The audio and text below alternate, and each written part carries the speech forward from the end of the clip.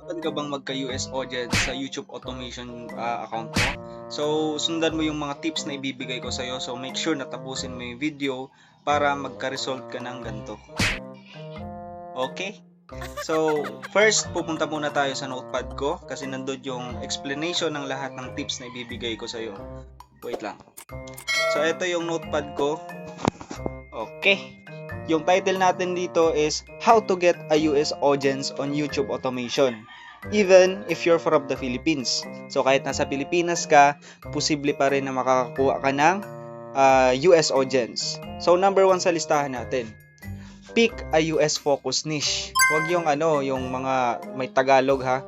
Huwag yung mga Tagalog celebrities ganyan. Huwag mo include kasi mapupunta yan sa Pinoy viewers din. So kailangan yung focus mo is mga taga-US audience.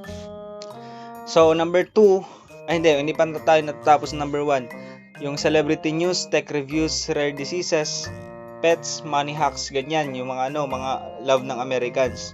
So number 2 tip natin is use US English.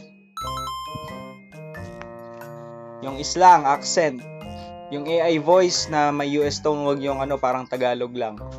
So number 3 na tip natin is add US keywords. Add US keywords and hashtags. For example, hashtag USA or Hollywood news or US celebrities. And number 4 is post on US time zones. So wag ka mag-post ng hapon dito sa Pilipinas kasi karamihan ng US audience is tulog niyan ng oras na yan kasi gabi yan doon sa kanila. So number 5 natin is use viral shorts format. So dapat tulong ka na lang kay ChatGPT, i-prompt mo na gawan ka ng strong hook, yung mga fast pacing, high retention, mga 38 seconds lang, okay na yan. So yung CTR strategy mo, number 6, like Americans are shocked by this, ganyan mga title, mga click-through rate na nasa thumbnail mo. Yung sa thumbnail mo, like yung flag ng US, pwede mong ilagay yan. Tsaka yung number 7, kailangan mag-engage ka sa comments ng mga US. Kailangan mag-engage ka sa mga comments ng mga US contents. Like, dapat huwag ka mag-search ng mga contents na galing dito sa Pilipinas.